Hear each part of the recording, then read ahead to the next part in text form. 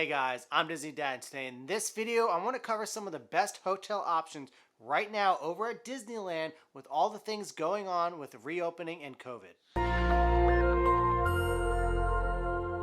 So if you haven't heard, Disneyland just recently opened on Friday, April 30th, and that means hotels are open for business. In this video, I'll cover everything you need to know for what's going on. Since Disneyland shut down more than a year ago during the pandemic, businesses surrounding the resort have struggled to stay open, and just up until recently when Disneyland planned to reopen, businesses have just started to open up slowly, but they're all still under capacity.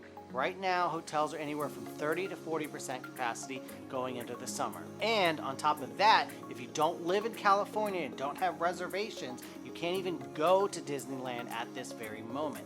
So this is also limiting the capacity of hotels because outside guests aren't allowed. Once the park starts opening up more and bookings start to go on the rise, we should be seeing more about a 60% booking rate at these hotels. I think it's going to be a crazy busy summer and everyone is going to be back to the magic when they're having fun over in Anaheim sooner than later. With that being said, let's get into some of the hotels that I think that are open right now that you should try.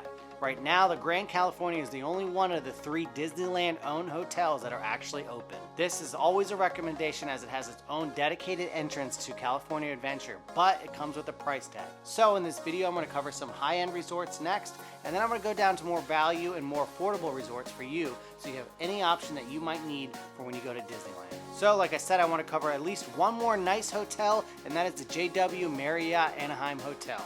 The new JW Marriott Anaheim Hotel is attached to the Anaheim Garden Walk and has extensive amenities like huge fitness centers, a yoga and zen room, an outdoor garden that grows produce for the hotel's 3 restaurants, and the standout of all of that is the Park Steady rooftop bar and restaurant that directly overlooks Disneyland and Disneyland California Adventure.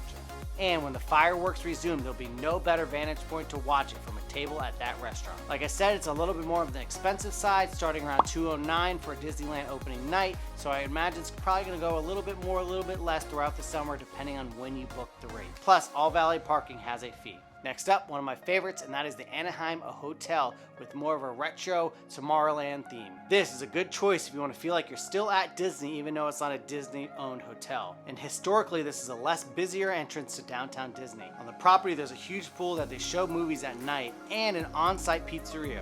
Rates starting at only $139 for opening night and into the summer, and a small resort fee. This is definitely something you want to go to check out from one of those value resorts. Moving along next on my affordable list, and that is the Castle Inn Suites. One of the iconic hotels near Disneyland where generations of kids have made memories. Castle Inn and Suites look a lot like Sleeping Beauty's castle inside Disneyland Park. And it's more of a motel, but the price is right, starting at only $109 for opening night going into the summer, including free parking. And there's a nice pool with 2 hot tubs outside. Castle Inn is one of the closest hotels to the park for easy walking, and it reopens at the same time that Disneyland did. This is one of my favorite, and that is the Anaheim Majestic Hotel.